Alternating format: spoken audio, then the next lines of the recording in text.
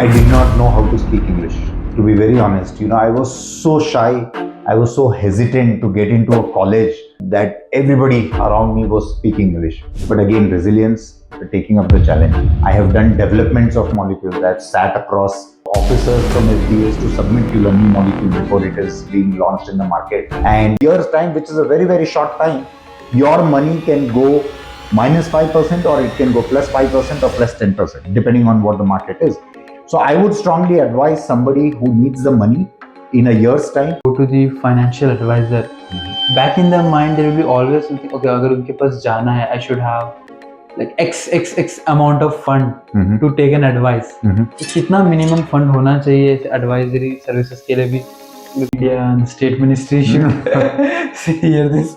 Yes, I appeal me Lord, please inculcate this in our education. One thing that I was absolutely relied upon was that, Gaurav है तो पैसे की tension नहीं है अपने को.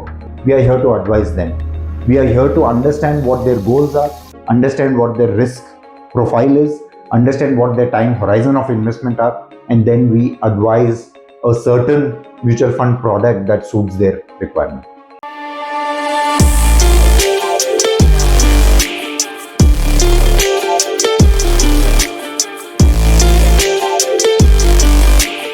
Let's open the courtroom. Today's case, money versus mindset. We are decoding the fine print of finance with a man who has lived it across the continents. From the boardroom of Europe to the markets of India, he has navigated it all.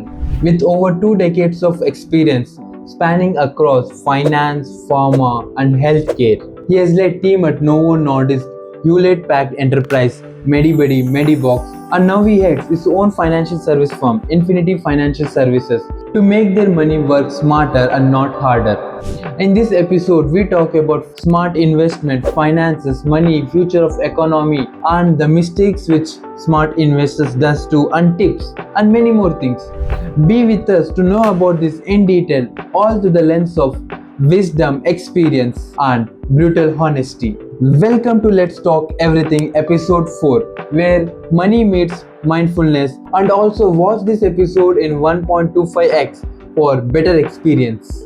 Let's open the courtroom. Today we have Mr. Gaurav Sancheti. Thank you for hosting and joining this episode of Let's Talk Everything. Today is the 4th episode of Let's Talk Everything, where we'll be talking about finance in a mentoring way. So we have Gaurav Sancheti. Hi Nirmal. Thank you for hosting me. Thank you for the invitation. Same here. And let's start. So courtroom open. Gaurav ji, you have spent 20 years across multiple industries. IT, pharma, and worked with startups, healthcare. Now you run your own financial service firm. So if you have to describe your whole career in 3 words. I think, like you rightly said, life has been crazy. From IT to pharma to my own startups, and then my own business, managing and helping people manage their personal finance well. If I have to look back and summarize or put my entire journey in 3 words, it will definitely be compassion, because definitely without compassion it is very difficult to move from one unknown stream to absolutely completely different stream altogether. The second is going to be resilience. With no resilience, there is no learning, there is no challenges that you can accept and cater to. And the third thing is for the love of solving problems. So the third will definitely be problem solving. Whether I was in job working across Europe, Americas, and India's for within pharma for nearly 20 years, or running my own startup, or working in IT, and now managing investments of my client, one thing that has been absolutely common across all these years is solving problems for people. Whether it was IT problems, whether it was money problem, or whether it was pharma problem, compassion, resilience, and problem solving. Why do you think these are 3 major things? Like I said, compassion is something that really drives you in doing what you're doing. And once you know the subject in and out, is where you can actually work with compassion, right? If you know things from a very, very high level, then the compassion is also kind of made. It doesn't come from within. So compassion is definitely required in anything that you're doing. Resilience is simply the fact that you should never give up. Whether you know something or no, you learn, you understand, and with the mindset of problem solving, that I have to solve something for my client, I have to solve something for my friend, I have to solve something for my boss, I have to solve something for the customer. So with that, I think these three are interlinked. When you really understand the problem, when you have the passion to solve the problem for your client, for the love of doing what you're doing, resilience comes automatically. So yeah. That's really good thing to know. Resilience is really important in Absolutely. every aspects of life also. Absolutely. You have to learn everything day by day. Yes. Without, when you stop learning something, it's the day where you can't True. grow, I believe. True. And let's move to the next thing. Sure. What's the one thing people would be shocked to know about you after that, like they've seen you for more than, like, in a career maybe 20 years and any other life journey also? What is the one thing people will be shocked to know about you? I think there are more than one thing, if I may. Okay. There are so many things. For example, I come from a very modest and a mediocre background. When I completed my schooling, I did not know how to speak English. To be very honest, I was so shy, I was so hesitant to get into a college that everybody around me was speaking English. But again, resilience, taking up the challenge. And now, I'm sure you'll also appreciate this, that, I am open to speaking to 10,000 people in front of me. I am open to orating. I am open to having discussions with so many people. That has come out of practice. So somebody who has seen me 10 years ago, and if he has to bump into me today, he will definitely see that, I have come a long way with my communication, right? Second thing is my education. In today's competitive world, I am just a graduate, a BCom graduate. But in my career, I have managed chartered accountants under me. I have managed IIT graduates under me. I have managed engineers. I have managed software engineers, mechanical engineers, computer science graduates, people passed out of premium business schools like IIMs, IITs, ISBs under me, right? And like you have introduced me in the beginning, that I have done pharma, and within pharma, there is an array of departments that I have handled. I have handled regulatory inspections of the molecules. I have done developments of molecules. I have sat across officers from FDAs to submit the molecule, a new molecule, before it is being launched in the market. I have done the packaging of each product. Okay. And in pharma, it is very, very difficult. Every single letter, every single word, every single design needs to be approved. And in my own startup, I have worked with technology people, I have worked with coders, I have worked with developers, I have worked with testing team, I have worked with sales team, I have worked with marketing teams, I have worked with HR, I have worked with accounts, finance, and everything. Not having an expertise in all of these things, right? So that probably is the second thing that will absolutely stand out, tall, when people are observing me, that I am just a BCom graduate. But like I have always told you, right, in informal conversations also, there is jack of all trades and master of none. But I will definitely like to call myself as jack of all trades and a master of few. So, and life has been kind, careers have been kind, that I have come across so many people, so many experiences, that I can term myself. So I see that you have developed various skills. I want to know, how do you develop your communication skills? As you said, you used to be shy, but now you speak so fluently. And so what used to happen is, in my early days, right, in my college, I had two choices. I could either be that first bencher who comes to college, who sits, attends the lectures, goes home, because I had that reservations of my own communication. And then the second choice was to look back at the backbenchers, see what they are doing, and always wanted to be a part of it. okay. Right? So took it up as a challenge. I said, yes, communication needs to be improved. And when I say communication, it's not just English. It is about transitioning from being an introvert to being an extrovert, or to being opening yourself as well as to being open to the world, right? So that was a challenge. I definitely am a people's person. I cannot be. I'm introvert. I used to be introvert when it comes to communication and language and everything. But as a personality, I have always wanted to be extrovert, right? So that transition really helped me in connecting with people. And when I say communication, it is not just English, or it is not just using sophisticated words, but it is to articulate and passing your message, understanding what the other person is saying, and talking in the same wavelength is something that I have developed through my college days, through my initial work space and everything, right? Even in work, my first job was in a call center, in an American call center with really zero English skills, So that was a challenge I took. I learned a lot there. If not anything, I learned how to communicate with American accent. So that has helped me tremendously. Nice. Right? So beyond that, in my work days also, I have always been somebody who wanted to prove myself, who wanted to stand out very, very differently. And I've got such projects in my life. I've got such people to work with in my life who helped me be a hero amongst the entire crowd. And that has also helped me a lot in improving my communication and articulation. So resilience was one of the aspects. Absolutely, yes. आगे बढ़ते हैं अभी the brief इस segment का नाम है. मुझे जानना है कि आप फार्मा और हेल्थ केयर में थे. व्हाट मेड यू, क्या हुआ तो आपको फाइनेंस ही क्यों चूज करना पड़ा, आपको फाइनेंस में क्यों आए? सो एक चीज जो एब्सोल्युटली कॉमन रही है मेरे सारे करियर में इज मनी मैनेजमेंट, राइट? मैंने पैसे को बहुत कम उम्र से जाना है, बहुत कम उम्र से मैंने सीखा है कि ये क्यों इम्पोर्टेंट है, ये कितना इम्पोर्टेंट है, और किस हद तक इसकी इम्पोर्टेंस खत्म हो जाती है. मैंने बहुत early in my life, when probably in my school days itself, I learned that the real value of money.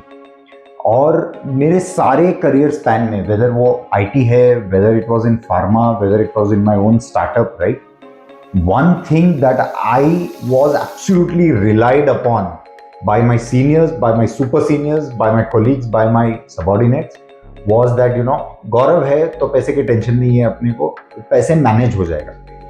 So my entire, when I shifted from accounting and a commerce related work to pharma and to IT related work, right? One of the reason why those people even took me from a non-IT background was कि भाई ये हमारा पैसा manage कर लेगा, हमारी team का जो बजट है, हमारे सिस्टम्स के जो बजट है, हमारा कंपनी का जो बजट है, हमारा ऑर्गेनाइजेशन का जो बजट है, ये बंदा कुछ ना कुछ तो कर ही लेगा. You were more like a treasurer, right? I was more like a CFO within the IT firm, but also managing IT, right? Secondly, I would probably also give a credit कि मैं मारवाड़ी हूँ, right? तो मैंने बचपन से मेरी mummy को देखा है कि कैसे मंथली बजट्स मैनेज होते हैं, right? उससे मैंने बहुत कुछ सीखा है. That I have incorporated in my project budgets and everything. Secondly, a passion towards how to make money and how to multiply money has come from a very, very young age. So I started trading, I started investment all the way back from 2005, where I had just graduated, right? Probably before that also. But actual में मेरी trading मैंने stock market में invest करना 2005, 6, 7 से मैंने start किया है. And as soon as I started the Lehman Brother thing happened in 2008, and looking back I am so thankful that I lost all my investment. I lost trust in stock market, and that is when you start learning how not to lose, right? So to answer your question, yes, finance has been in the genes. Marwari हूँ. जब भी कोई भी मुझे पूछता है कि भाई तेरी क्वालिफिकेशन क्या है, तो मैं बोलता हूँ मैं मारवाड़ी हूँ. मैं CA हूँ, मैं CFO हूँ, मैं फाइनेंशियल एनालिस्ट हूँ, एवरीथिंग. बिकॉज मारवाड़ी को बहुत ही कम उम्र से सिखाया जाता है कि पैसे कैसे मैनेज करना. गले पे बिठा देते हैं. और हमारे घर पे पॉकेट मनी का सिस्टम नहीं था. ये कर, तुझे ये मिलेगा, मिलेगा। तुझे हर चीज कमानी पड़ेगी स्टार्टिंग से. And I try to inculcate the same thing in my son also, even today, that if you need something in life, nothing comes easy. You need to earn it. The definition of earning is very, very different when it comes to a 7-year-old kid, when it comes to a 70-year-old, but everybody has to earn. I can really feel the way you have given the example. I used to go to my dad's shop. I remember from 3rd to 4th standard itself. रोज जाके बैठना. I really learned how to speak with customers. I still know how to manage in my present company where I work.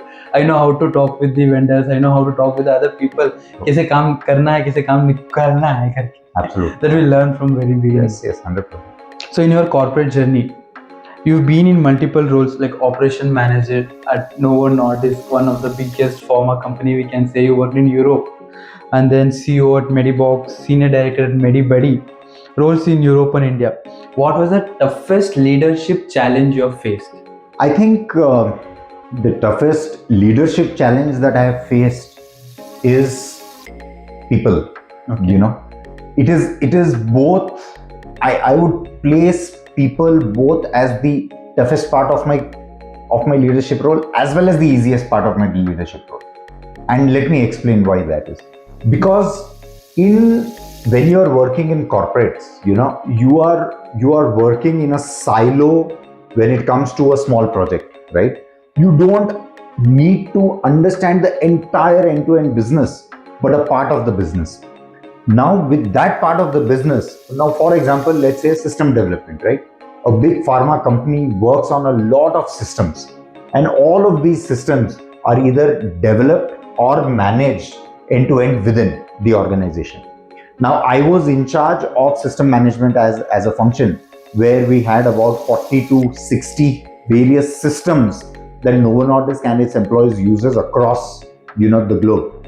And the challenge was to communicate to various levels of people in that team. One who develops, one who gives the requirements. Let's say, for example, we are building a system that manages the expenses of the field reps or the medical reps across the globe. And the challenge there is every single country has different law, has different regulation when it comes to money management for doctors, money management for medical reps. And all of those had to be inculcated in the system. Now, somebody sitting in Denmark, a medical rep, MR, in Denmark is giving us a requirement. He thinks in a Danish culture. He communicates in a Danish way. And we back in India think in an Indian culture, right? We think in Hindi, right? We think in Kannada, we think in Telugu. So that was a challenge, working, stitching all types of people together and eventually ensuring that, ultimately the goal was to ensure that we deliver what is promised or what is expected out of our end users, right? So that has been very, very challenging in a way. I think the second most challenging thing was working with various cultures. It was an eye-opener for all of us in India to work with the likes of European culture or American culture. The European and American culture gives so much importance to the well-being of people. And secondly, the business results. The same thing in India is turned around. For us, work 24 hours, work at 12 in the night, work at 2 in the morning, but deliver it. That is what has been inculcated in our culture from a very, very long time. And when I say long time, I'm not saying my livelihood. I'm talking even from the time of Mahabharata, even from the times of Ramayana or Britishers or Mughals that have come in our country, right? We have always been suppressed, and the only way out for us was hard work. And we thought the more we work, the better we will do. That is not the case in Europe. That is not the case in America. I'm not saying that those people don't work hard, but for them, giving time to family, they log out at 4 o'clock, irrespective of what it is. And everybody respects that this is a family guy and he needs to log out at 4 o'clock. In India, even today, right, for me, when my client calls me at 10 o'clock in the night, asking me to redeem his money or for some investments or something, I would drop everything and address him, because for me the priority is his sentiments, his timing. If he's reached out to me at 10 in the night, meaning there is something very, very critical, and I need to respect that. So cultural difference will always be there, but you need to learn, you need to adapt, and you need to deliver based on what kind of people you're working with. So adaptability is the key, I will say. Absolutely. Okay, looking back, which role shaped you most as a financial advisor today? I think all the roles help me, because in every role I used to manage finance. I used to manage my company's finances. I used to manage my team's finances. I used to manage my project's budget, and that has really shaped me, or brought out that passion for me to manage somebody's money. Money is a very, very sensitive issue. It's a very, very personal issue, and that is why I say that I'm a personal finance advisor. So I think all of my roles has helped me in shaping my decision of being a financial advisor or an investment advisor, because eventually, like I told earlier, one thing that I have always been relied upon or trusted completely was the fact that I knew how to manage money. I have managed money when I was just 1 or 2 year old in my career. I have managed money at 20 years old in my career. I have managed money in my IT role. I have managed money in my projects. I have managed money in my startup, of course, when there was no money also, how startups work. But so I think eventually everything has helped me manage money. But one thing that has really kind of, that really stands out well is that, the need of having money. When I was right out of college, right, I did not have the liberty to do my MBA, because we were not that well off that, my parents could afford to pay, 3, 4, 5 lakhs back in 2005 for my MBA. So right out of my college, I was made to earn money, right? And whatever we earned that time was not enough. It's never enough, right? So I learned back in 2005 that, how my 5,000 rupees salary, so my first salary was 5,000 rupees, how I had to make it to 6,000 rupees, or how I could make it to 7,000 rupees. So I used to experiment way back when I was just about 18, 19 years old, that, how I can utilize my current source of revenue to create another additional source of revenue, right? And doing that for so many years, back from 2007-8 till date, right, along with my job, along with my regular job and everything, has given me the confidence that, this is something that I'm really passionate about. This is something that I really understand. I understand stock market really well. I understand investments. I understand the psychology of the investors, right? That has really helped me in becoming, if not a very, very successful, but a person who understands and who solves money problem for my clients. So as we are talking about finance and money, let's deep dive the finance. Sure. So first 3 things: bonds, mutual funds, and equity. Mm-hmm. What's the difference, and what should one prefer? Yeah. So mutual funds and equity are within the same universe of investments. Bonds is a different investment, right? So if you zoom out, right, we call this asset allocation, right? When somebody has money to invest, what are the various options he or she has to invest in, right? All of that, there is no one solution that fits all investors. It depends on one's goal. For example, let's say your goal is that you have about 10 lakh rupees, but you want this 10 lakh rupees in a year's time, where you're constructing a house or where you want to invest in your business. So your investment horizon is about a year, right? When it comes to a short-term period of, let's say, 1, 2 to 3 years, we generally advise our clients to put that money in the debt side of investment. There is equity and then there is debt. In layman language, equity is stock linked, stock related, right? Where there is volatility, where the stock prices go up or down, so does your investment, which goes up and down. On the debt side, consider debt as a fixed income. There are bonds, there are debentures, there are fixed deposits, and so on and so forth, where the market volatility does not affect your investment in a very, very large way. Consider it as a fixed deposit.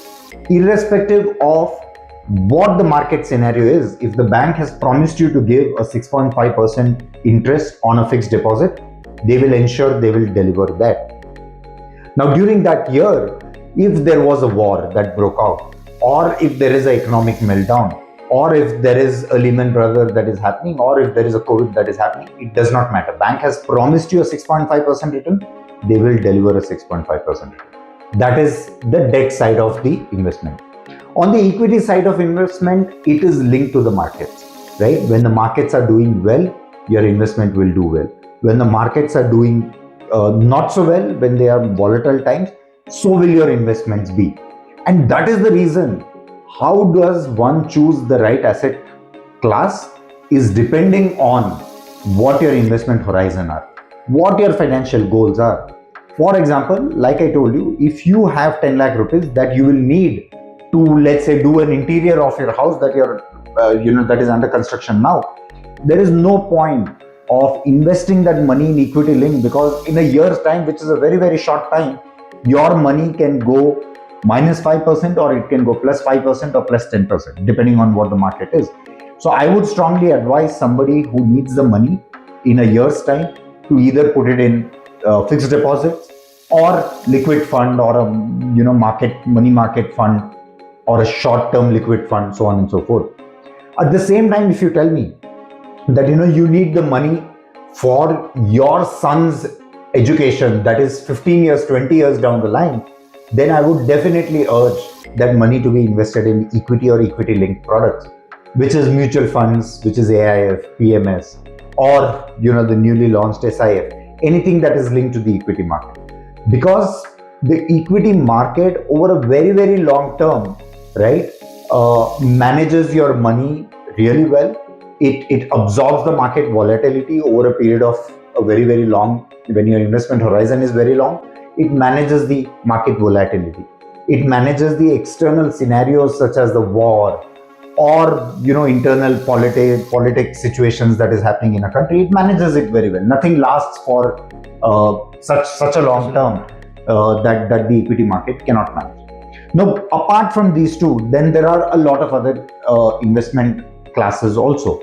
For example, in India, right, everybody's favorite asset class is gold or real estate. Even that will depend on what your time horizon is, what your risk profile is. A risk profile of every individual needs to be assessed before we start advising them where to invest and what to invest. You mentioned liquid funds. Mm-hmm. What are liquid funds? So liquid funds are like your savings account, which does not have any lock-in period, which does not have any exit loads when you start investing in that. You invest today and you want that money in 7 days, you can withdraw it with no loads, with no exit load, with no charges, nothing at all. Of course, the fund also functions in such a way. It is not designed to give you a double-digit return. It is in a class of a savings bank account, right? But it can give you a better rate of return than a savings bank account, and that is how it is formed. It is meant to be very, very highly liquid. Your investment remains in the liquid component of the investment, and whenever you want to withdraw it, at a click of a button, you can withdraw. The famous tagline, mutual funds sahi hai, is really it's good or just a marketing gimmick? I've been in this industry for a very long time now, so I truly believe that it is very, very good. Whether it is marketed well, whether it is a marketing gimmick for somebody who does not understand, is a secondary thing, right? So I have always wanted to see optimistic things in anything that comes out, right? Is Lay's chips good? No, but it is one of the highest selling FMCG products, right? That's the magic of marketing, right? But at the same time, mutual funds are the foundation of any investment in today's world, right? A mutual fund is a product that is designed in such a way that a person who is earning 5,000 rupees a month, a laborer, daily wage laborer who is making 5,000 rupees a month can also start investing in mutual funds. A person who is earning crores annually can also invest in mutual funds. There is a professional fund manager with over 20, 30, 40 years of combined experience in each mutual fund house that is managing your money, So you don't have to worry about what stock to buy, what stock to exit, how much to invest, how much not to invest.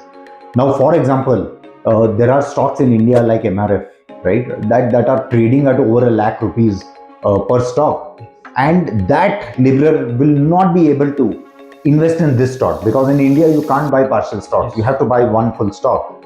But mutual fund gives you that opportunity where your 500 rupees or your 5,000 rupees is collated by the fund manager, and when he's got a pool of crores of rupees or lakhs of rupees, he then takes a call of investing in each of the stock, and the system is designed in such a way that they give you a unit proportionate to your investment, right? So it becomes very easy for entry level investors because it is a product that does not require a lot of preparedness or does not require a lot of intelligence to start investing in, right?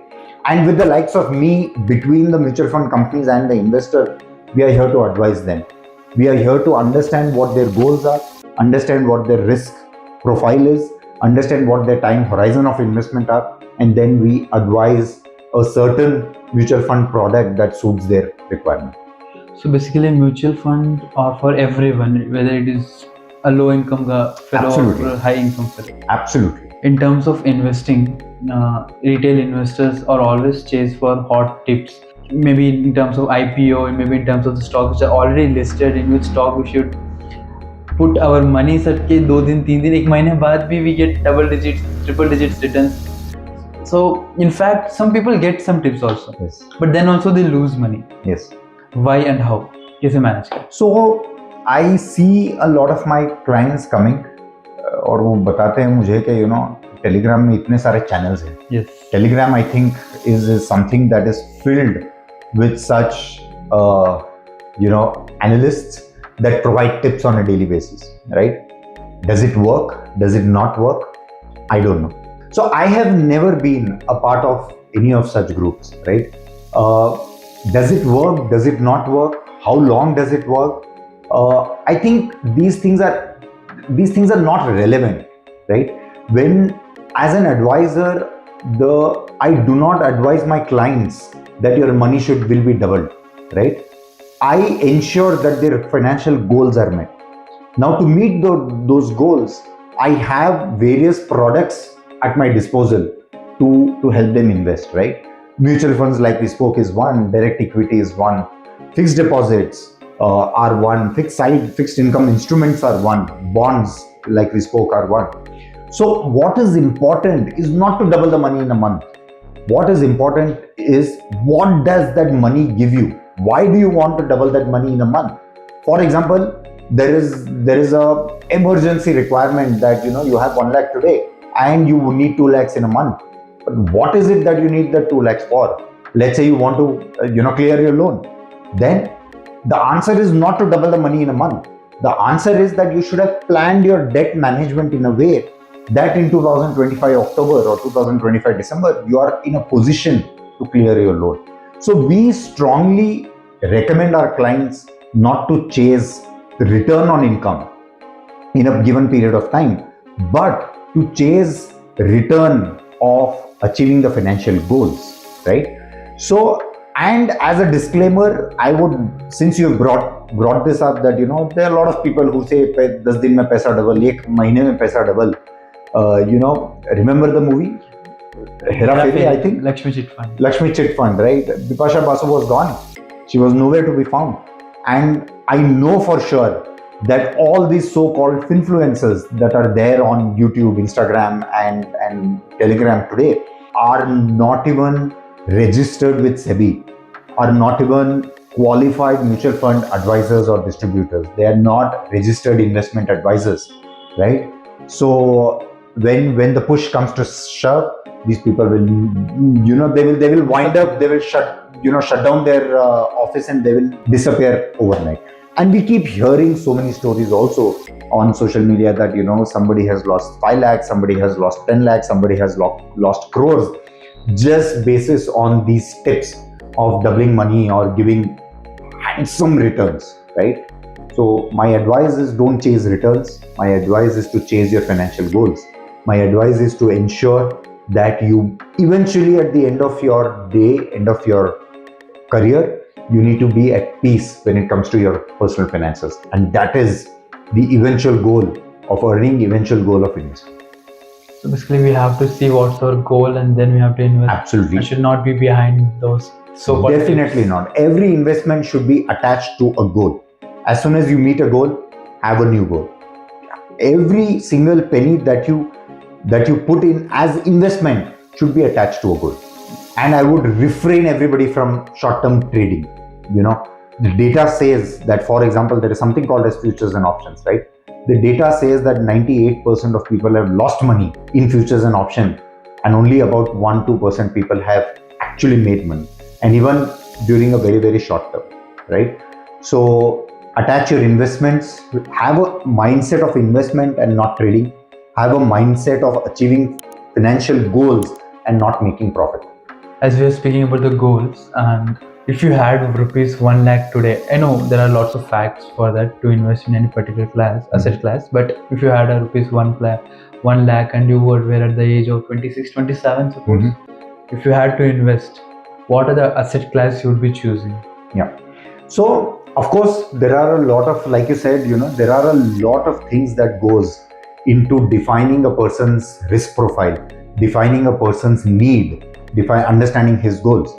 But if I have to come out of those things and simply, at a very, very high level, if I have to advise a 25-year-old something to invest the 1 lakh without knowing what his current investment status is, I would definitely recommend a 60-40 or a 75-25, range of investments, where 60 to 75% is invested in equity and equity-linked products, because the person is very young.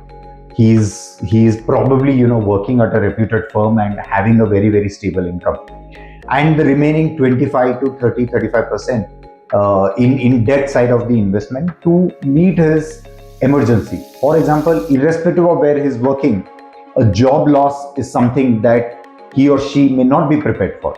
So everybody should definitely have a 3 to 6 months of their fixed expenses into something called as emergency fund, right?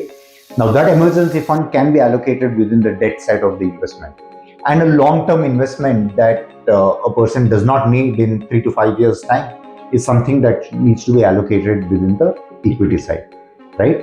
And when I say debt, I would also include kind of a small proportion of gold and silver, commodity within the mutual fund. So mutual fund, like I said, is such a beautiful product that you can buy real estate through mutual fund, you can buy gold through mutual fund, you can buy silver through mutual fund, you can buy debt through mutual fund, you can buy equity through mutual fund, right? So investing in mutual fund also allows you to invest in various asset classes also. So yeah, the 1 lakh can, for a 25-year-old young, smart, dynamic individual, can be invested in a 75-25 ratio, where 25 is in debt side and 75 is within the equity side. Now within the equity side also, there are a lot of bifurcation, like we have something called as large cap fund, which are the top 100 companies in India based on the market cap. Then there is a mid cap companies, which is the next 150 company. Then there is small cap companies. Then there are hybrid funds that invest both in equity and debt side. Then there are thematic funds that invest completely into a certain theme. For example, technology is a theme, pharma is a theme, infrastructure is a theme, defense is a theme or a sector fund, right? Then there are also solution-based funds. For example, if that 25-year-old is wanting to invest in something that also gives him a tax benefit, then there is something called as ELSS, which is a equity linked savings scheme, right?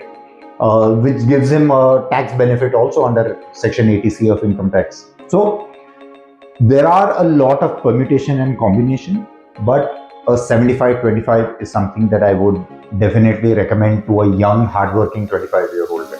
What are the 3 common mistakes young investors do? One was something that you had just asked me, that chasing short-term doubling of money, chasing short-term profits. That is definitely one that is on top of the list, right? So one should understand the psychology of money, right? The psychology of money is very simple. That, like I said, do not chase short-term profits. Invest your money in something that solves your problems, that solves your financial requirements and goals, and not just blindly invest in tips by a friend, right? That is one. Second thing is, in today's world, I see a lot of influencers getting a lot of mileage through social media, having millions of followers, right? They may be doing a good job in helping their followers, but they are, please ensure to check the credibility and credentials of somebody who is advising you to invest. Is he a SEBI registered RIA? Is he a AMFI registered mutual fund distributor? Is he a SEBI registered investment advisor? Does he have all his certifications in place? Like you saw, Yes. I am a qualified QPFP person. I'm registered with AMFI. I'm registered with SEBI, right? So go to the right person, understand, give your requirements, understand how the products or the services are tailor-made for you, stick to it. The third thing is discipline. I see a lot of youngsters who start investing, but a new iPhone 17 Pro is launched, they break their investment just to chase a piece of technology that looks good, for the fear of FOMO. A lot of people want to be in that socially active circle where they have the latest gadget, where they have the latest technology at their fingertips, right? So the impulsive buying needs to be taken care of. Do not deviate from your financial goals. Do not deviate from the discipline of attaining each and every goal. So I think these are the 3 things that every person should definitely look into. And I think somewhere our education system is also to be relooked into. For me and for you, during our school, during our colleges, probably a part in our college, but during our school, we were never taught how to manage money. Why not? Right? When we were taught by our parents that for you to earn a chocolate or for you to earn a pocket money, you need to work. Why not inculcate that early in our schooling system so that people understand how to manage money? अगर जड़ मजबूत होगी तो पेड़ अच्छा ही होगा. So basically, when people are studying the school, we have to have such subjects also. Absolutely. Where they know about the finance and how to manage it. Especially personal finance, especially in today's social media world, जहाँ one ad is more than enough. किसी को अपना investment तोड़ के iPhone खरीदने के लिए, या किसी को अपना इन्वेस्टमेंट तोड़ के अपनी नई बाइक खरीदने के लिए, या कुछ भी, राइट? तो वहाँ पे बहुत ज़रूरी है कि डिसिप्लिन सिखाया जाए पर्सनल फाइनेंस को मैनेज करने के लिए. ज़रूरत सिखाई जाए कि भाई, see, in today's world it is very easy to earn money. It is very difficult to manage the situation when you have stopped earning money. So that needs to be a part of the curriculum in our school also. Government of India and the state ministry should hear this. Yes, I appeal, my lord, please inculcate this in our education. As you are a 20 years of experience in terms of mentoring, we have a few questions. Personally, you had mentioned me that saving accounts में पैसा रखना पाप है. It's a sin. Why? Yes. 7 खून माफ कहा जाता है. एक कहावत है कि 7 खून माफ है. पैसा सेविंग्स अकाउंट में रखना 8वां खून, 8वां पाप है. It is very, very simple. When I say do not put your money in savings account, I do not mean to say that just don't have the money at all. What I mean to say is, when you have something that is surplus, when you have something that is investable, when you have something that is attached to a goal, do not have that money in savings account. A lot of people say कि मेरा पैसा at least safe है, मुझे 3-4% साल का return मिल रहा है, but मेरा पैसा कम नहीं हो रहा है. For them, I would like to say that there is something called as inflation. Inflation वो दिमक है जो आपके पैसे को अंदर ही अंदर खा रहा है, right? So your money should grow at a certain pace every year for it to beat inflation. Today in India, inflation is at about 6 to 7%. So firstly, what is inflation, right? A simple example is the power of your money to buy a certain product over a certain period of time when it deteriorates is called inflation. To give you an example, petrol was 80 rupees, let's say, a year ago, but today it is 100%.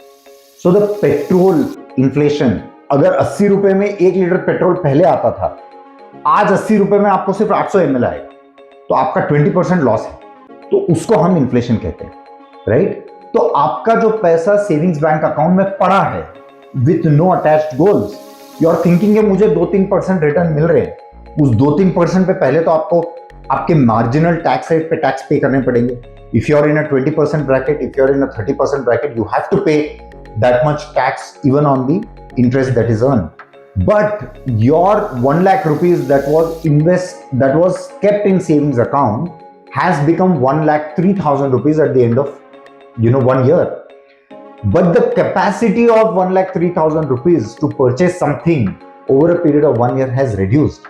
So you have your value of that 1 lakh on papers is 1,03,000, but in practicality is 95,000, right? So that is why I always say that do not keep unwanted money in savings account. Please have your emergency fund. Up to 3 months of your fixed expenses, monthly expenses, into 3 or into 6, depending on which stage of your career you are, how much debt you have, and all of those. Keep that kind of money in your savings account. Beyond that, for short-term goals, 1 to 3 years, use debt funds. For long-term, when I say debt funds, I mean fixed deposit, I mean liquid funds, I mean bonds, and so on and so forth. And for your long-term investments of 5 years, 10 years, 15 years, 20 years, use equity, right? So that is why I always say, ये पाप है कि आप आपके पैसे को savings account में रख रहे हो, क्योंकि एक दीमक है जो उसकी वैल्यू को कम कर रही है, जो उसकी वैल्यू को रिड्यूस कर रही है. So when you say that park your money in the equity, so how a person should decide which equity, which stock should they go? Because if we see the stock market, it's filled with numerous companies. Yes. How a person would decide that? So a person should first understand his or her risk profile, right? मेरी risk लेने की capacity कितनी है? अगर आज मैं 1 लाख रुपए invest करता हूं कोई भी स्टॉक में, ABC की स्टॉक है, और अगर वो स्टॉक 5%, 10% नीचे चला जाए because of volatility in the market, मेरी रिस्क की टेकिंग कैपेसिटी उसमें क्या है? अगर मेरी रिस्क टेकिंग कैपेसिटी उसमें बहुत कम है, I get very nervous when my 1 lakh becomes 99,000, right? Then investing in stock market is something that the person should refrain from over a short period of time, right? Stock market is not meant for somebody who is checking their portfolio on a daily basis, right? Stock market equity is not for somebody who wants to make quick money. Stock market direct equity is a beautiful product. It's a foolproof product for somebody who's got a very, very long-term vision, who's got financial goals, and he attaches his investment strategy towards attaining those goals, right? तो हमको ये नहीं देखना है कि कौन से stock में हमको इन्वेस्ट करना है. उसके लिए मैं हूं, उसके लिए मेरे जैसे काफी सारे एडवाइजर्स हैं जिनके पास आप जा सकते हो, जिनकी आप प्रोफेशनल एडवाइजरी ले सकते हो, जो सर्टिफाइड है आपको ये एडवाइजरी देने के लिए, राइट? अगर आप कोई भी एडवाइजर के पास जाए और वो अगर आपको बोलता है कि हाँ भाई ये स्टॉक ले ले, तो refrain, come back, step back and see कि भाई why is so and so person asking me to buy a certain stock as soon as I have asked him, right? That is not a true advisor. A true advisor will understand your risk, will understand your goals, will understand your strategy, and make a product, a combination of investment for you, and only then advise, right? उसके लिए conversation चाहिए, उसके लिए जो adviser है वो investor के साथ बैठेगा, समझेगा कि उसके डेट्स क्या है, उसके लोन्स कितने हैं, उसका लाइफ साइकिल क्या है, उसका करियर कितना स्टेबल है, उसके फाइनेंशियल गोल्स क्या है, उसके स्पेंडिंग हैबिट्स क्या है, and accordingly he will design a solution for you rather than simply advising के स्टॉक में इन्वेस्ट कर दो, मैंने इन्वेस्ट किया, right? So refrain from taking such advices. Go to a qualified professional investment advisor or a mutual fund distributor who will design solutions for you and who will handhold you through the journey of investment in attaining your goals. When we say we should go to the financial advisor, back in their mind there will be always something, okay, अगर उनके पास जाना है, I should have like x amount of fund to take an advice. तो कितना minimum fund होना चाहिए advisory services के लिए भी? तो इसमें भी lot of financial advisors define a bare minimum criteria, because the remuneration of the financial advisor is directly proportionate to the amount of investment that the investor is doing, right? What happens is, at least for me, I do not have any bare minimum amount that investor wants to advise. If I am able to bring in that psychological difference in somebody's life with respect to their investments and with respect to their discipline and habits of investment, my goal is met, right? From a statutory point of view, there is no compulsion. A person can start investing in equity with as low as 500 rupees through mutual funds, and the sky is the limit. You can invest crores of rupees also, right? But your investment amount or the quantum should, again, like I said, be linked to the goals that you want to achieve, right? If somebody has got a goal of making a dream home in the next 3 to 5 years, which requires 3 to 4 crores, and if the person wants to start investing with 5,000 rupees SIP, obviously there is a disparity, right? You will not be able to achieve your 5 crores goal in 5 years if you are investing 5,000 rupees, right? But for a young individual who's just started working, a 21-year-old person who's just graduated and started working, who may or may not have any financial goals, right? But he's got a surplus and wants to invest, he or she can invest with minimum of 500 rupees also in equity market. When the person should go to financial advisor? I think a person should go to financial advisor as soon as he starts earning, right? A person who is serious about his or her own career, who knows that, for example, a software engineer who's studied engineering, who's become a software engineer, his core is to develop software. His core is to ensure he takes his technology from one place to another place, right? That is the person, as soon as he starts earning even 10,000 rupees, the first job, he should definitely go to a financial advisor, because I would rather have him spend his time in upskilling himself, in making his job better, in earning, upskilling. By upskilling, he will earn more, he will do better projects. So his time, his efforts should go into developing himself, and rely upon a financial advisor to ensure that his financial goals are, a strategy is made toward that, so that both of them are working together. So financial advisor, you should consider a financial advisor as a doctor, right? In India, you can go to a pharmacist, a medical store, and take a medicine for headache, or take a medicine for, running nose, or whatever it is, right? But how long? If the running nose consistently continues for a month, then you would definitely go for a doctor, right? So why not go and meet a physician in the very first stage, so that you don't have to suffer for it for a month? In India, I see a lot of people do it yourself. There is something called as DIY investment. They suffer, then they see कि यार मेरा ये हो गया, मेरा पैसा नुकसान हो गया, मुझे अभी किसी एडवाइजर के पास जाना है, right? That is a psychological shift that needs to happen, and by consistent financial education, literacy of financial subjects like investment advisory, I believe that the shift is happening. I believe that people understand that it is okay to hire a financial advisor in the very beginning of their career, pay him rather than put my time and energy in doing it myself. In terms of pay him, people are always skeptical कि कितना pay करना होगा. How they charge? Is certain percentage of the returns or there's a fixed fee like a doctor एक consultancy fee charge करता है. So यहाँ पे product के ऊपर भी depend होगा, अपना जो certification है उसके ऊपर भी depend होगा. For example, अगर कोई एक म्यूचुअल फंड डिस्ट्रीब्यूटर है, राइट, वो उसको लाइसेंस नहीं है कि वो एडवाइस करे, उसको लाइसेंस है कि वो सिर्फ प्रोडक्ट डिस्ट्रीब्यूट करे, राइट. वो बंदा क्लाइंट से, इन्वेस्टर से कुछ भी चार्ज नहीं कर सकता, because as a distributor of a product he gets commission from the mutual fund company, right.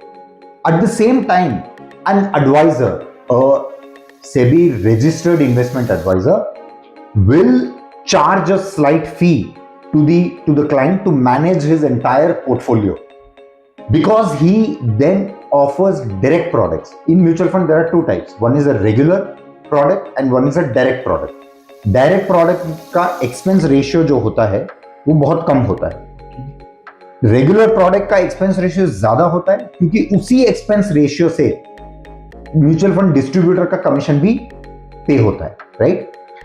A RIA, which is a registered investment advisor, will charge a fee because he is not only looking at mutual fund as a product. He is somebody who is advising you across all investment class. And to do that, he needs to run a team, he needs to have an infrastructure, he needs to so on and so forth, right? So he will charge a fee to you. The fee can again vary, right? Somebody who is very, very new in this industry may probably charge 0.5%. Somebody who's been there, done that over a period of last 15-20 years may charge 1%. Somebody who is managing not just their investment but their entire estate, family office, can also charge 2, 3, 4%, right? So it depends on what your goal is, what your requirements are, what the quantum of the efforts and hard work goes into managing one's portfolio. The fees will be replicated accordingly. Let's move to the next question. What's the right percentage split between spending, saving and investing in your 20s? Which you already mentioned for an example of 1 lakh, but yeah, in a brief, it's not restricted to 1 lakh, but if you had to describe it. Yeah. So let's put it this way, that a lot of young generation today, when they are, let's say they are earning 100 rupees, their first priority is to buy things that are not needed, right? Probably they are taking those things on loan. Yes. Which going forward every month will a proportion of your salary or proportion of your 100 rupees is going to go into managing that loan. I think there is a shift in thought process that is required here.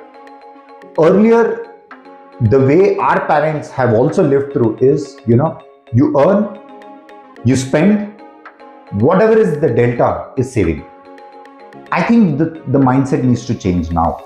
You earn, you save, and whatever is left needs to be spent, right? That is the shift in mindset that needs to be brought about. But of course, there are a lot of things that will affect this formula. For example, if somebody who's only earning 10,000 rupees and having a family of 2 children and a wife, that person may not be able to start saving and then start spending, right? At the same time, if somebody is earning a decent 50,000-60,000 rupees, a lakh a month, should definitely bring in this change that my expenses are 40,000-50,000 rupees a month. I'm earning 1 lakh rupees. So as soon as my salary comes, let me invest 40,000-50,000 rupees, and then let me spend the 50,000 rupees. 50,000 rupees is a very decent amount for somebody to have their livelihood as well as have their lifestyle expenses and so on. True.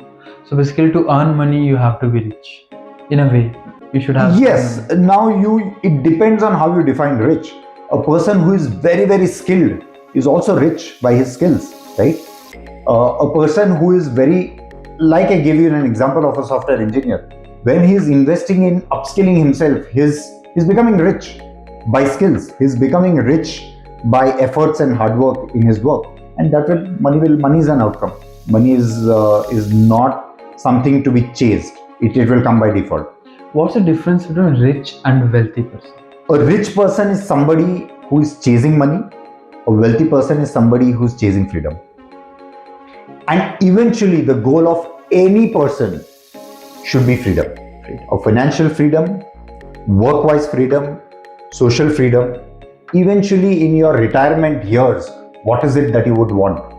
Right? You would want your finances to be taken care. You would want something that pays you your investment, paying you every month.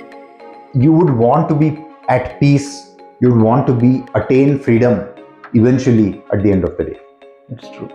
Okay, the next thing, I guess it's important for everyone.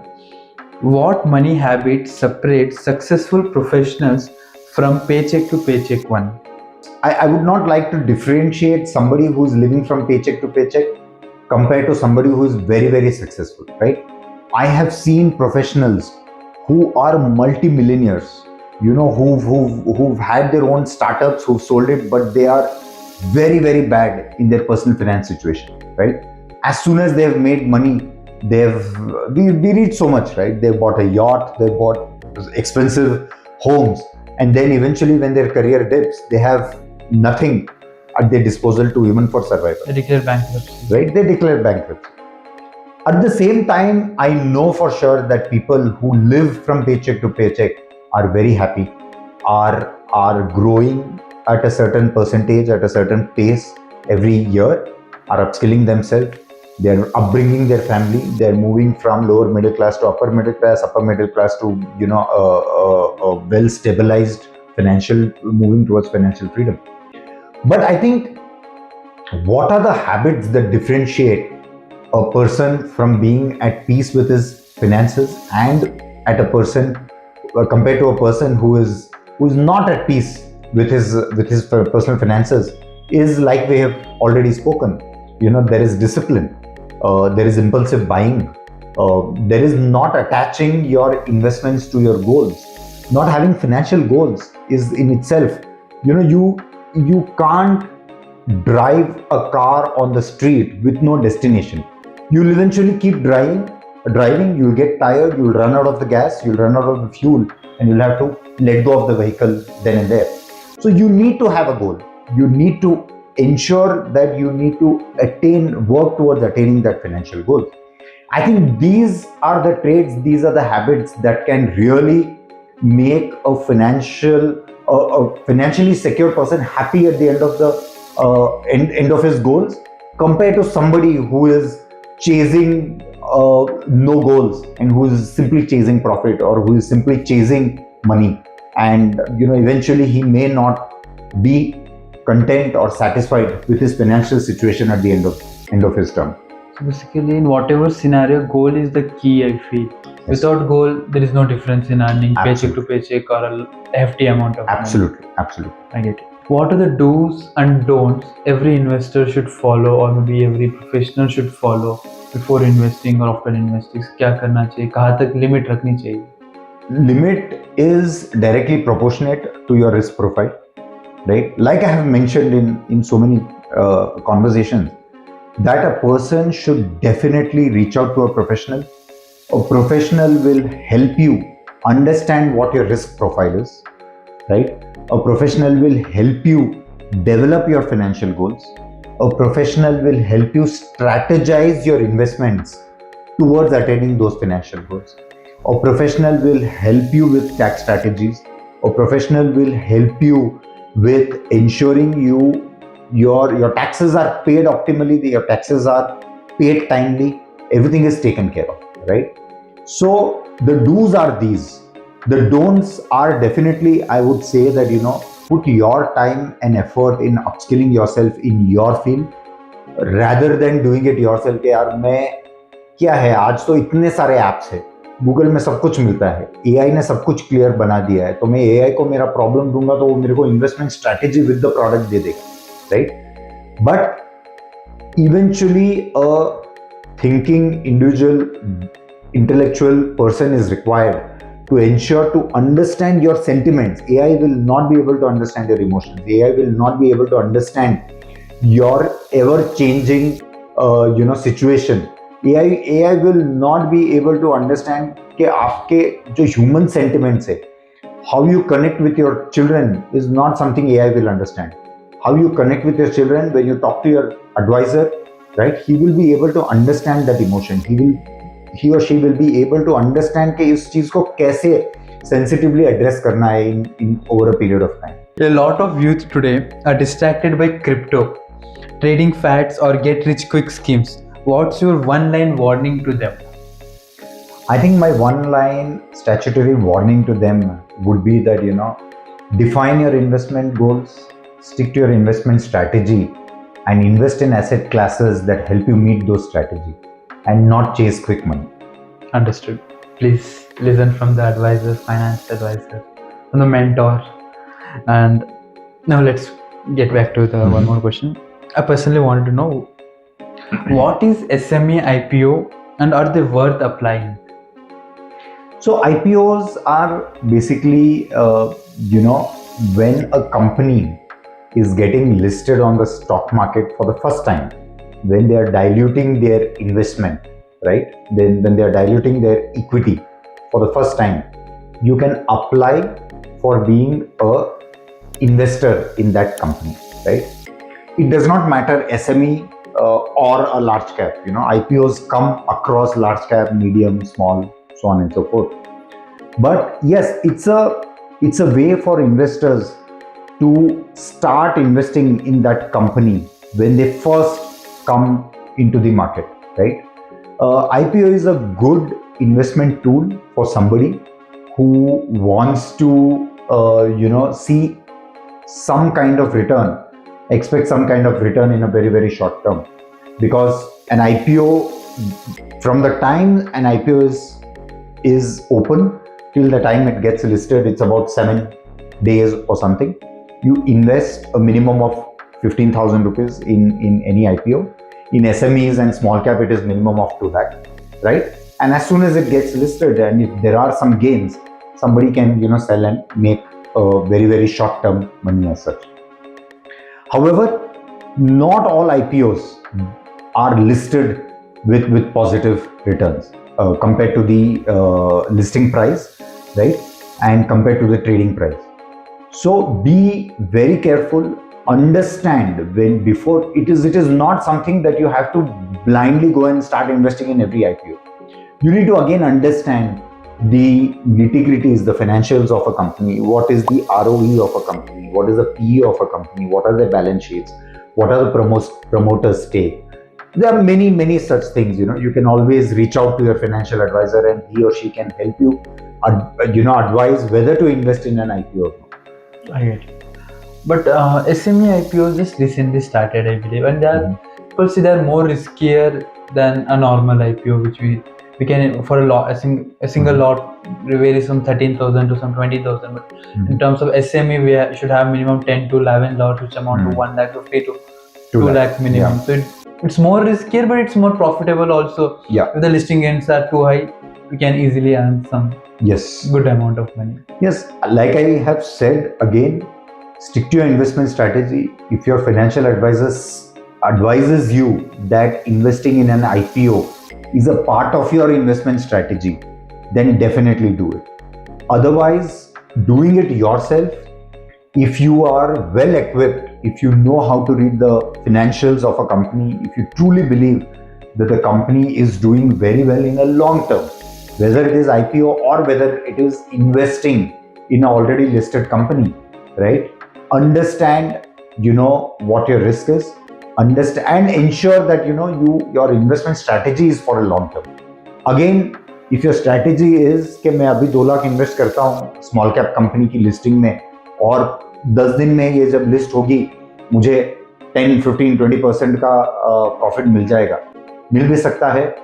In most often cases नहीं भी मिल सकता है, right? So stick to your investment strategy. Ensure that this money that you're investing in IPOs, especially in SME IPOs, is not the money that you require in the near future, so that your other plans are not jittered. It is not harmed. Your entire financial landscape shouldn't be destabilized because of investing in a couple of IPOs. You just spoke about reading the financial. So when financial is in balance sheet, P&L, everything. So how should a person read it and उसको क्या चीजें देखनी चाहिए, इसको लगे भाई हाँ ये worth applying है. So बहुत सारी चीजें जाती है इसमें. Balance sheet is a very high level document. Okay. Within balance sheet, you need to see what their debts are, what their investors ratio of holding in the balance sheet is, or what they're in their financial. There are very many ratios, there are many formulas that you need to look into. There is price to equity, there is return on equity. There are a lot of things that are very technical when it comes to understanding what a company's financials are. If you can understand those, please study them before you take a decision of investing in a particular stock. If not, reach out to your financial advisor and check with them. Ask them a lot of questions as to what is a PE, what is an ROE, so that he explains you understand, and then take a sound decision before you put your hard-earned money in a particular stock. So we cannot show the portfolio of any other audience because there is. But if I show you my portfolio, you have to identify key mistakes and how to rectify them. Let's go with the stocks.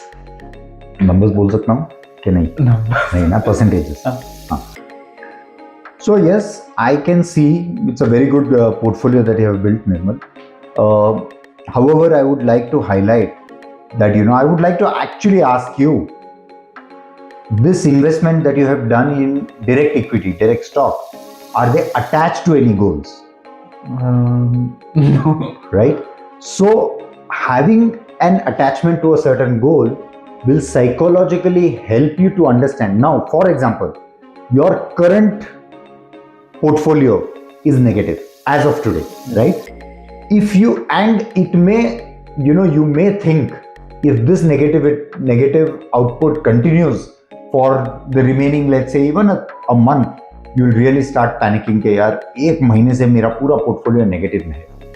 But अगर वही चीज आपने कोई गोल से attach की होती, for example let's say कि मुझे 5 साल में घर बनाना है, उसके लिए मैं स्टार्ट करूंगा इन्वेस्टमेंट, मैं 5 साल तक इन्वेस्टमेंट करता जाऊंगा, तो इट डज नॉट मैटर कि 2025 में आपका पोर्टफोलियो -5% है, -10% है या इवन -15% है. बिकॉज अगर आपने ये जो स्टॉक्स है through a financial advisor, through a learned certified person आपको ये रिकमेंडेशन मिले हैं, तो ये stocks will do well during the course of the next 5 years, जब आपको ये एक्चुअल में इन्वेस्टमेंट की जरूरत है, right?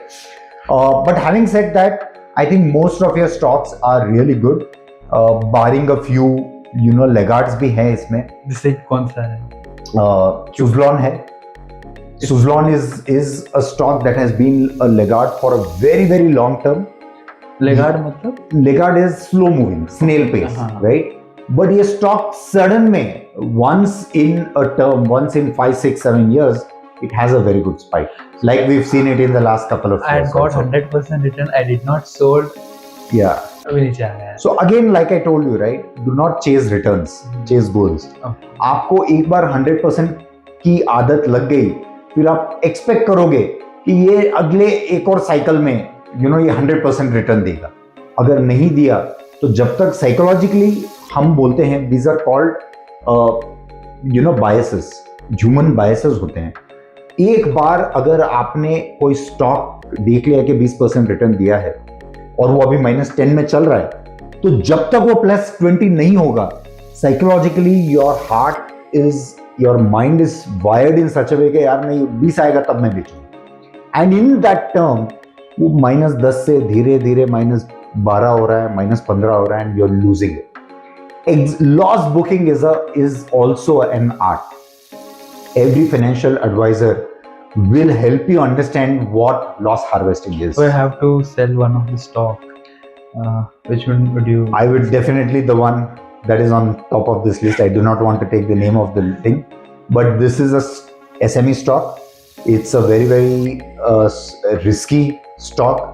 I understand. I have known this stock for a very long term, and while there are some good spikes in between, eventually you see that this stock is not doing really well. That was an IPO which I had applied. Yes, right. See, all the IPOs doesn't give positive returns. So Again, I would like to reiterate, navigate your investment to goals.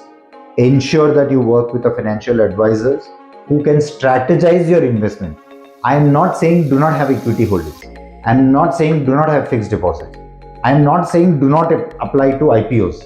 I am not saying do not invest in small and micro cap companies.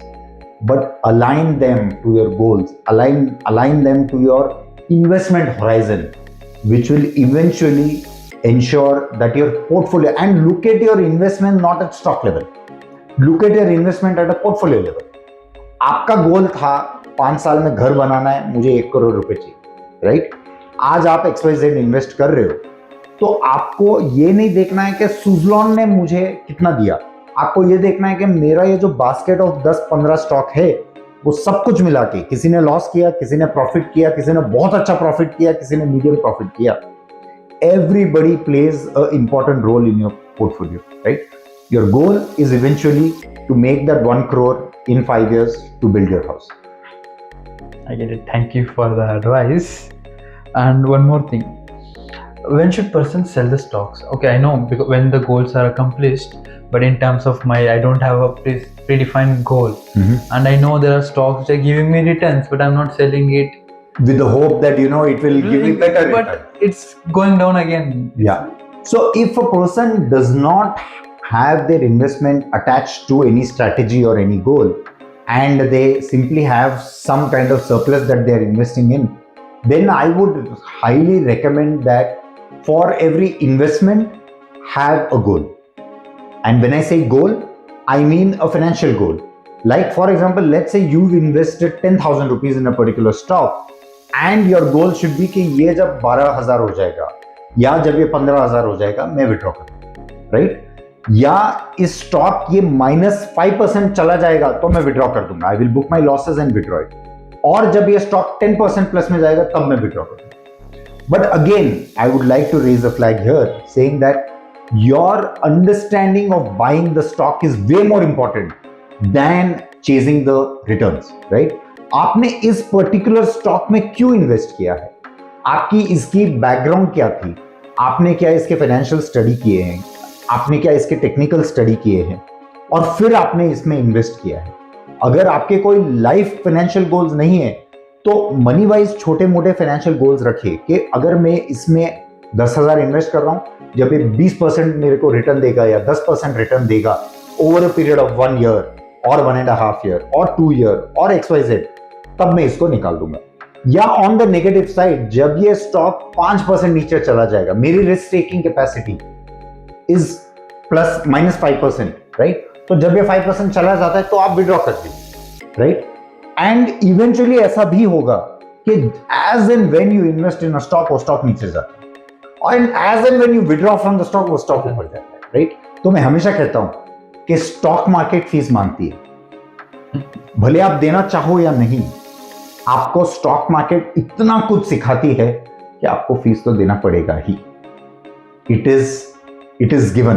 Rakesh Jhunjhunwala sir ने भी fees दी है, अंकित केडिया ने भी fees दी है, गौरव संचेती ने भी fees दी है, और निर्मल को भी फीस देनी पड़ी, right? Which is fine, it is okay, as long as you're learning from your mistakes on what not to do, at least in the next time you're investing. Understood. And thank you for the quick review of the portfolio. Review of portfolio and advices. So let's move to the next question. It has little global factors and Indian future. So you have worked personally in Europe. You have moved to the Europe and you have traveled a lot also. So how do Indian markets and business culture differ from Europe's? I think India for the last 200-300 years or so, when we look at the Indian history, pre-Mughal era, right? हम भारतवर्ष को सोने की चिड़िया बोलते थे. And India was contributing nearly about 30-40% of the world's GDP many centuries ago.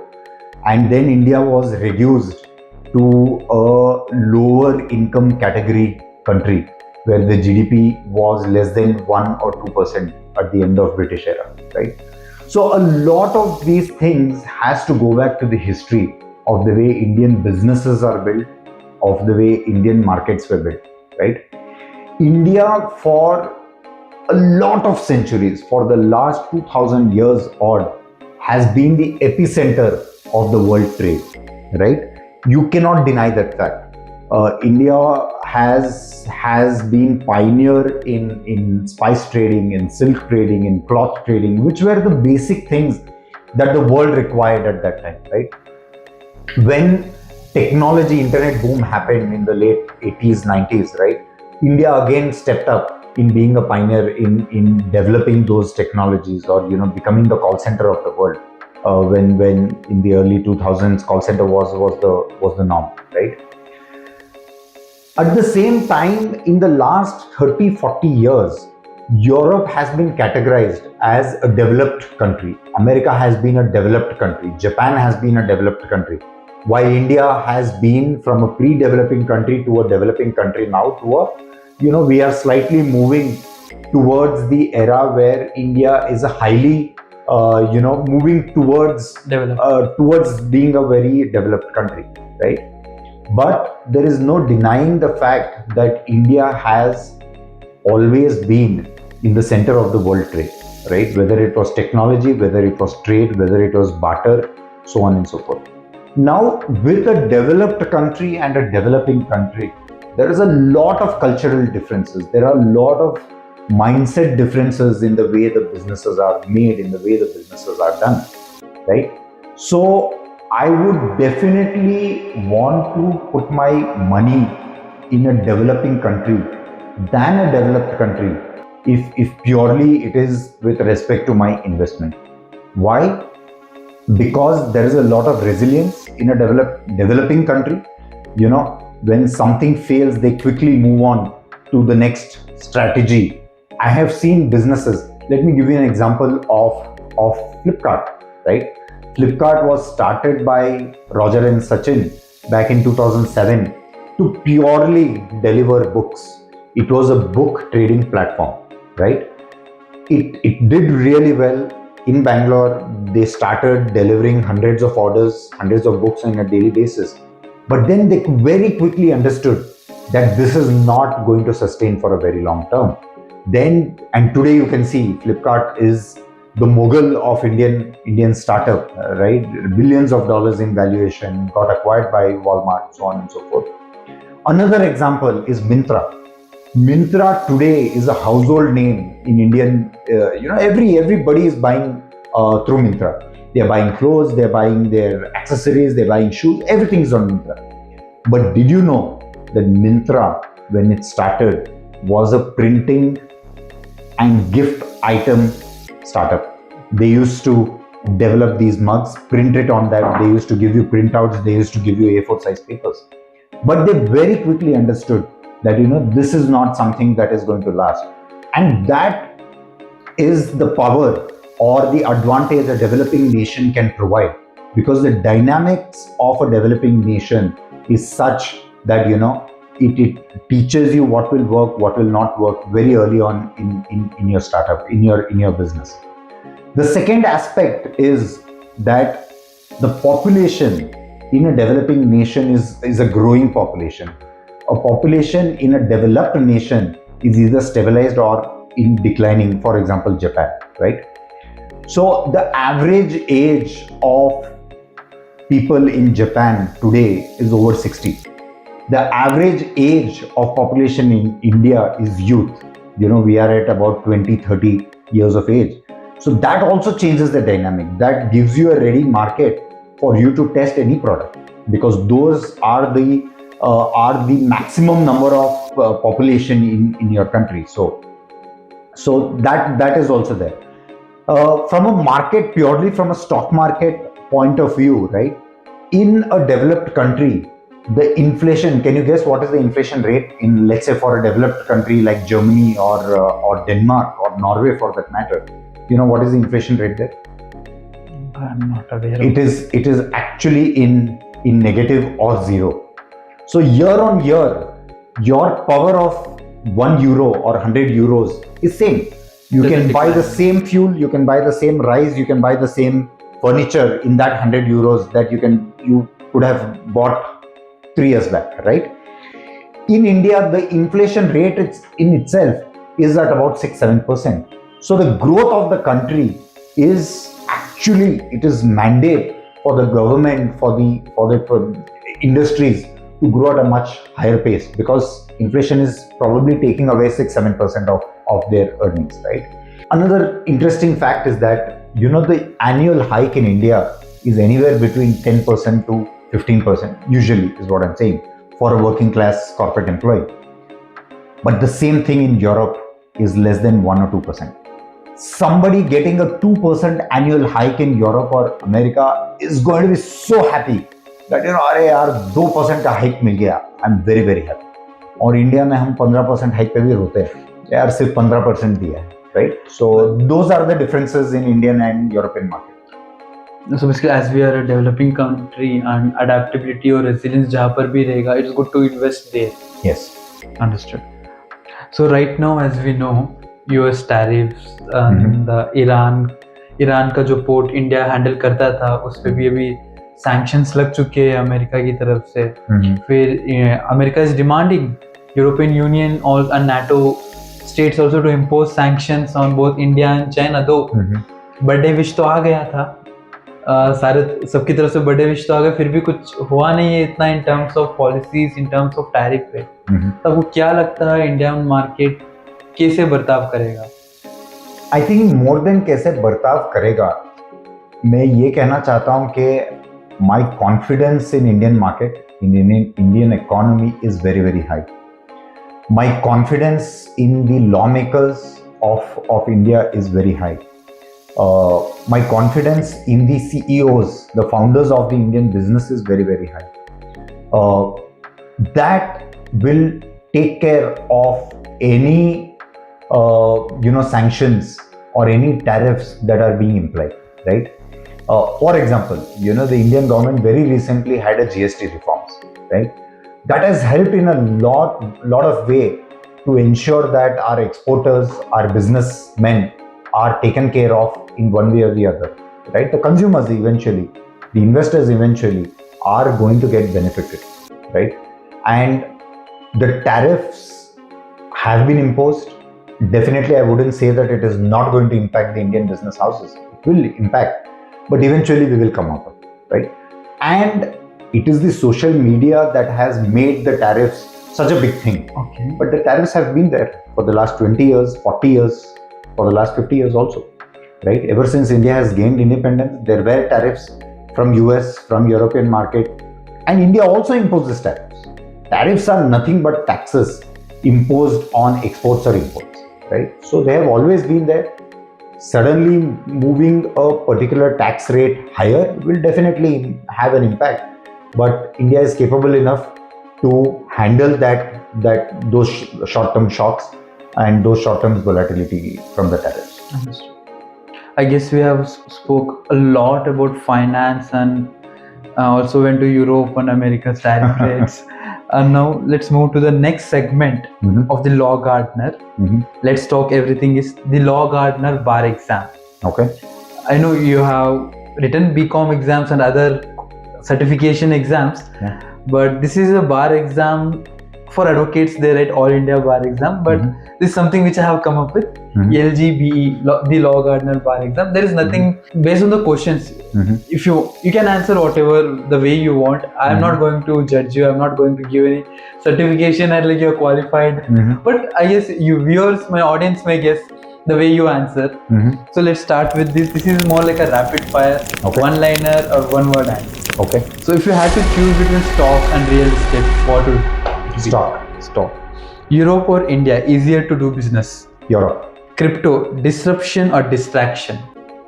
Distraction currently and could be a disruption in the future. Okay. So you believe in crypto in a way? Yes, I believe in crypto in a way, but especially in India, there should be laws. Okay. अगर कुछ गलत हो जाता है, for example stocks में कहीं पे भी कुछ गलत होता है, we have SEBI, right? Crypto का कोई नहीं है.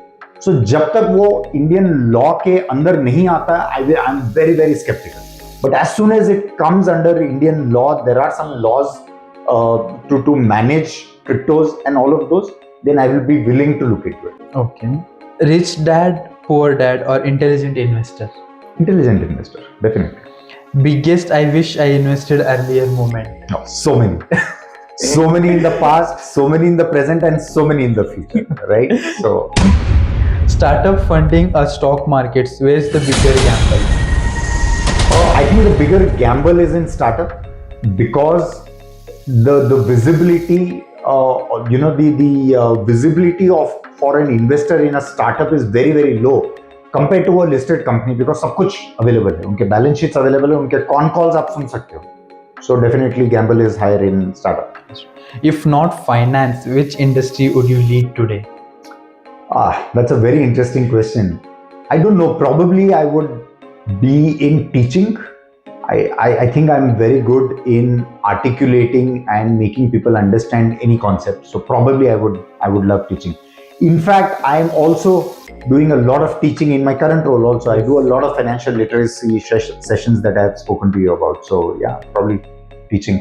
That's a really good, I don't know about in terms of career, but in terms of passion, yes. In terms of passion, definitely, yes. And that's one Indian CEO you admire most. I think I have admired Ratan Tata a lot. Huge respect to Ratan Tata as such. From the Tata house in itself, they have not just been in business to make money, but they have taken India global. They have made India a very respected name, a very a name that people will definitely respect across the globe, right? So yeah, perhaps Ratan Tata. Okay. Air India or Emirates? Emirates. Yeah, there is a conflict because I have traveled both Air India as well as Air India. Tata has taken now, but probably, and I see a lot of changes currently. But earlier Air India, no. And I have traveled Emirates. I have traveled 20-hour flight directly from Bangalore to Los Angeles, and I admire Emirates. I think it's a business case that every airlines in the world should learn something from the Emirates. One financial myth that annoys you? Do it yourself. Safe investor or calculated risk taker? Which one are you? Calculated risk taker. Fin influencer or financial advisor, whom to follow? Financial advisors, definitely. Okay, and this is the end of the Law Gardener bar exam and officially qualified. Thank you. Let's move to the last segment of this conversation series. This is named as Judgment Day, a verdict you have to give. Assume you are a judge and you have to give an order in aspects of finances. So what would be that one line financial constitution for India's youth? What would it be? I think financial literacy from a very very young age, because that will change the way you think, that will change the way you perceive money, that will change the way you perceive expenses, impulsive buying, right? So please spend time in understanding how finances work. Please spend time in educating yourself, in understanding how money management works from a very very young age. And there are a lot of advisors like myself in every city, in every town, right? You can definitely reach out to me, and probably Nirmal is going to leave my contact details in the bottom of at the end of the video. I'm more than willing to take any doubts any of your viewers have, to help them understand and become a better financial person from yesterday compared to today. And thank you so much for giving this one line order. Financial literacy is really important. Yes. So this is the way we have come to end of this show, the end of this Let's Talk Everything episodes. And thank you for giving me your precious time on this very very weekend, where whole week you just work very busy, and weekend is a time where you can have little rest, but you're still here, hosted me, and short this gave me a good amount of time. Thank you so much. Thank you, Nirmal. Thank you firstly for inviting me. I have admired your work. I follow you on YouTube also. and you're doing a very, very good job. I see that you have a lot of followers. So I hope that Law Gardener grows by leaps and bounds. In your garden of law, I hope I have been able to plant some flowers that will really add value to your viewers. I think the end goal is that if you and me together through this podcast have been able to bring in a slight amount of difference or a slight amount of curiosity in your viewers, then I think our job is done. So thank you for hosting me. Thank you for this time, and thank you for this beautiful experience. Until next time, the court is adjourned for today. See you soon.